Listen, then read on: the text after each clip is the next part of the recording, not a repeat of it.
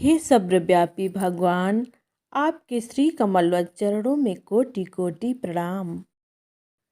सुबह हो गई क्या? तोता बोला, हाँ तोती, तुम भी भगवान के चरणों में प्रणाम करो। ठीक है, करती हूँ। तोता बोला, चलो तोती, जंगल में फल खाने चलते हैं। ठीक है, चलिए। तोता तोती जंगल में दूर दूर तक उड़े, लेकिन फल नहीं मिला। कुछ और दूर उड़ने पर एक भुट्टे का खेत दिखाई दिया। तोता तोती भुट्टे खाए। कुछ और दूर उड़ने पर एक लाल मिर्च का खेत मिला। बगल में तालाब था। दोनों वहां से पानी पिए और वापस आ गए। तोता तोती जंगल के बगल में एक आम के पेड़ पर रहते थे, जिसकी एक ओर की डाली सूखी हुई थी और दूसरी ओर की डाली हरी थी। तोती बोली, बाप रे, आज तो उड़ते उड़ते पंख दुख गया और पक्के भुट्टे खाकर मेरा चोंच दुख गया और रूखा सूखा खा खा कर मेरा मन उब गया है। तोता बोला, अरे हम लोग खाना खा लिए और अपने डाल पर आकर बैठ गए और थोड़ी देर भगवान के गुणगान करेंगे, तुम्हें अच्छी अच्छी भगवान की कहानियाँ सुनाएंगे। आनंद का जीवन है, भला और हमें क्या चाहिए। देखो तोती, भगवान के शरण में अपना सारा जीवन अर्पित कर दिया है। चाहे वे सुख दे या दुख दे, उनके रजा में राजी रहना हमें अच्छा लगता है। अच्छा लगता है, इसीलिए तो ऐसे पेड़ पर रहते हो जिसके एक तरफ की डाली सूखी है और दूसरी तरफ की हरी, वो भी जंगल से हटके। हम जंगल के बीच में क्यों नहीं रहते, सबके साथ बड़ा मजा आता। तोता बोला, क्योंकि जंगल के बीच में हम सबके साथ रहते तो ईश्वर की भक्ति नहीं हो पाती। देखो तोती, यहाँ नदी बहती है, सूर्य की पहली लाली दिखाई देती है और ये छोटा सा पहाड़, इन सब से भगवान की भक्ति में बड़ी सहायता मिलती है, आनंद आता है। तोता रोज की तरह तोती को भगवान की कहानियाँ सुनाने लगा, लेकिन तोती का मन अपने भैया के घर शाही बाग में था। भगवान के आधी कहानी के बीच में ही बोली, देखो ना, हमारे भैया राजा के शाही बाग में रहते हैं। वहाँ कई प्रकार के फल और अच्छा अच्छा खाना मिलता है। चलिए ना, हम वहीं चलते हैं। नहीं नहीं, मैं नहीं जाऊँगा। ये माया बड़ी ठगनी है, हमें ठग लेंगी। और वहाँ मेरा ससुराल है, मैं वहाँ नहीं रह सकता। अपना रूखा सूखा खाना और ये अपनी डाली मेरे लिए बहुत है। मैं बहुत खुश हूँ। तोती बोली, जिसके भाग्य में दुख है उसे सुख की बातें कहाँ अच्छी लगेगी। तुम्हें रहना है तो रहो इस दुख भरी जंजाल में, मैं जा रही हूँ भैया के घर। तोता बोला, अरे तोती, मेरी बात सुनो। अपना घर चाहे जैसा भी हो अच्छा रहता है। पर तोती उड़ गई। भैया भाभी, मैं आ गई आपसे मिलने के लिए। आओ आओ बहन, स्वागत है इस शाही बाग में। तोती बोली, भैया भाभी, सब ठीक है ना? हाँ हाँ, सब ठीक है। तुम अपना बताओ बहन, सब ठीक है ना? तोती बोली, कुछ भी ठीक नहीं है भैया। जिसके साथ आप शादी किए हैं वहाँ अच्छे से खाना नहीं मिलता। कोई बात नहीं बहन, तुम यहीं रहो। यहाँ का राजा बड़ा दयालु है, हम सारी पंछियों को खाना देता है, बड़ा प्यार करता है। हम लोगों के साथ यहाँ आनंद से रह सकती हो। चलो ननद जी, फल खा लो, चाहे जो फल खाना चाहती हो खा लो। अरे बाप रे, यहाँ कितना फल है, कौन सा खाऊं, कौन न खाऊं, चलो आम खाती हूँ। कभी आम खाती, कभी अमरूद खाती, कभी जामुन खाती। इतने में ही राजा साहब ने अपने नौकरों से चिड़ियाओं के लिए दाना, लाल मिर्चा, तरह तरह के खाना भिजवाए। तोती बोली, बाप रे, इतना सारा खाना! यहाँ का राजा कितना दयालु है। जानवरों और पंछियों से इतना प्यार! धन्य है यहाँ के लोग ऐसे राजा को पाकर। तोती ने उड़ उड़ कर भर पेट खाया और बोली, ये है जिंदगी, इसको कहते हैं जिंदगी।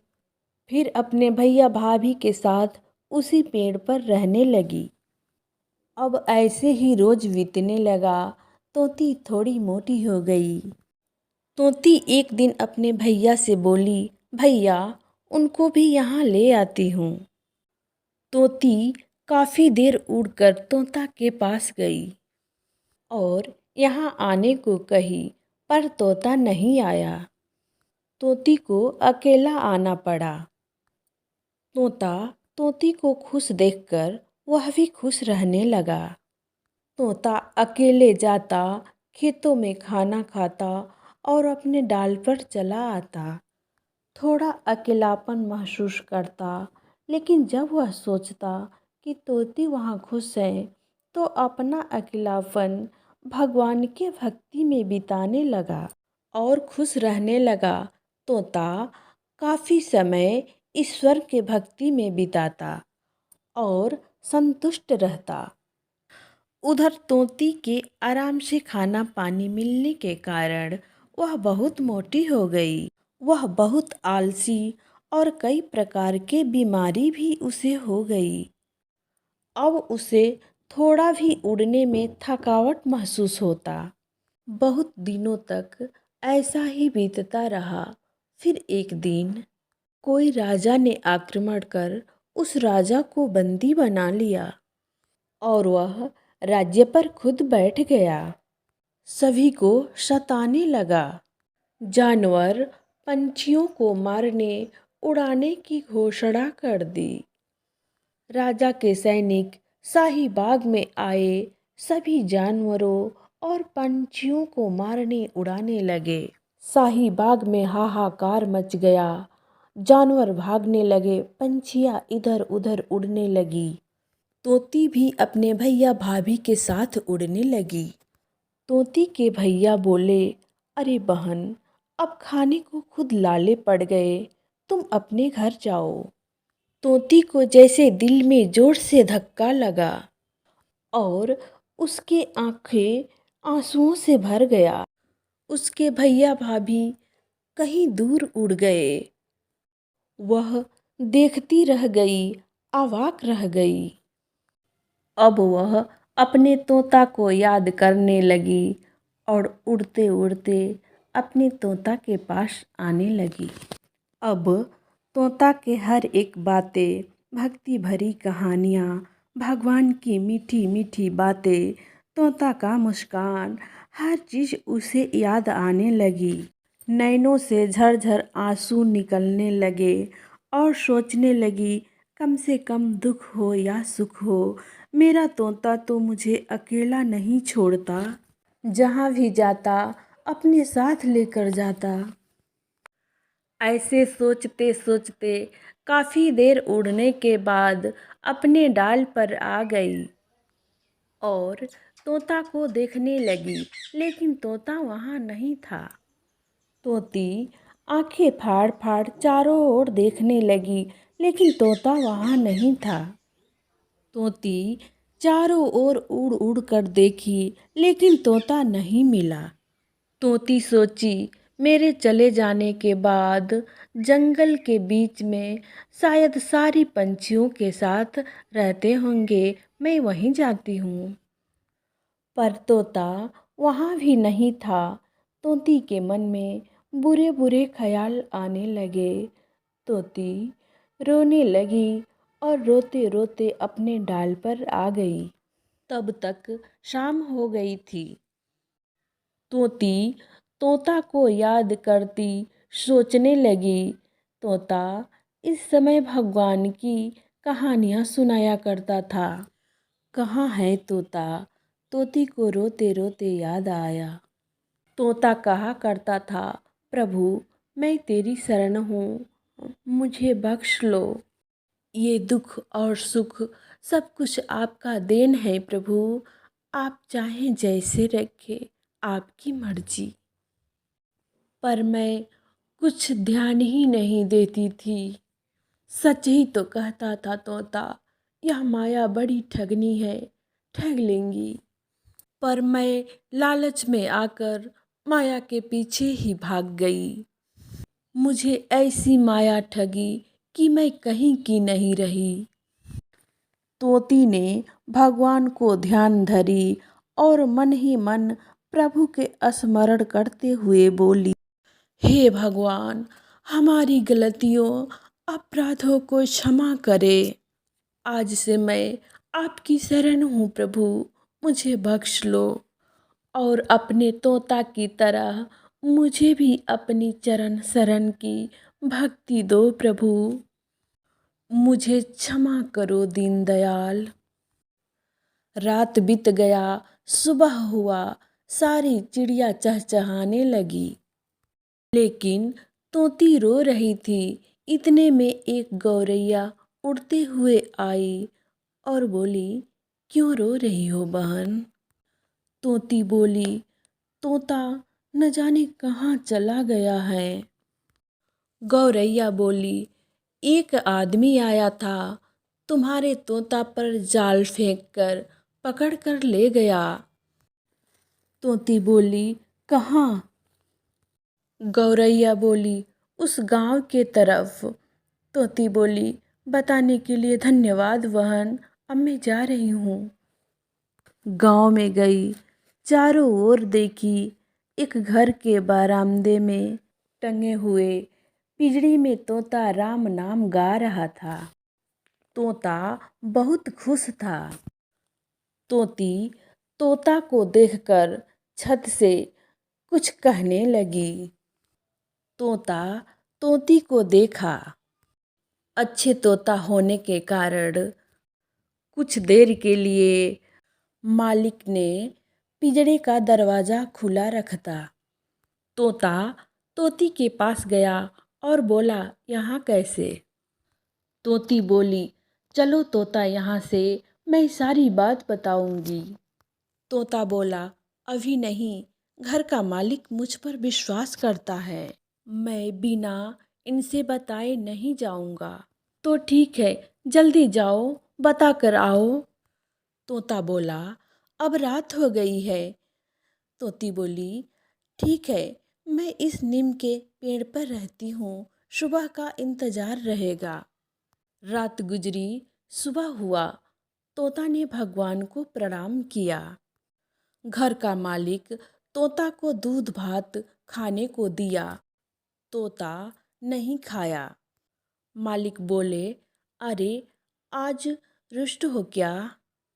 नहीं मालिक, मैं अपने घर जाना चाहता हूँ। मालिक सोचा, खुला दरवाज़ा है, चाहता तो मुझसे बिना कहे उड़ जाता, लेकिन तोता ईमानदार है, मुझे भी छोड़ देना चाहिए। जाओ तोता जाओ, लेकिन तुम्हारे बिना मैं कैसे रहूँगा? तोता बोला, राम नाम धन अपने दिल में रखिए, और चीज़ की भला क्या ज़रूरत है? मालिक बोले, धन्यवाद तोता, तुम जहाँ भी रहो राम नाम के हीरे मोती लुटाते रहो।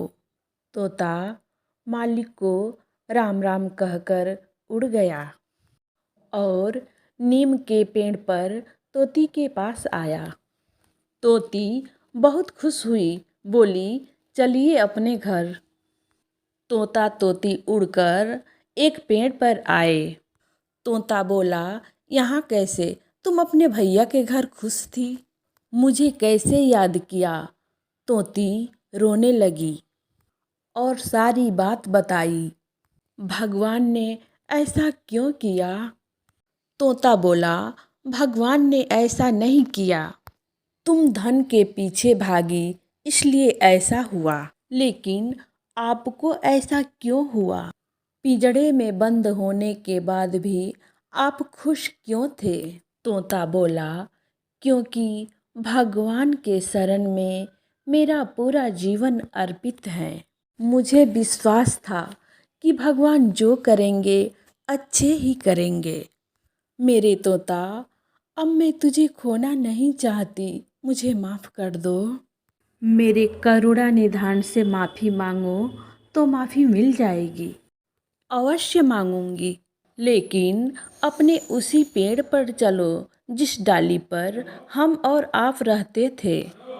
तोता तोती उसी पेड़ पर गए जहाँ वह रहते थे। तोती ने भगवान से बार बार क्षमा मांगी और कोई गलती ना करने का प्रण लिया।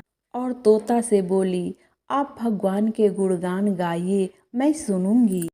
और भगवान की वही कहानी सुनाइए जो मैं आधे कहानी के बीच में ही हटकर आपके छोड़ के चली गई थी। तोता भगवान की कहानियाँ शुरू से अंत तक सुनाई और भगवान के गुणगान किया। और तोता तोती भगवान के सुमिरन कर अच्छे से जीवन बिताने लगे। जय श्री गोविंद गोपाल।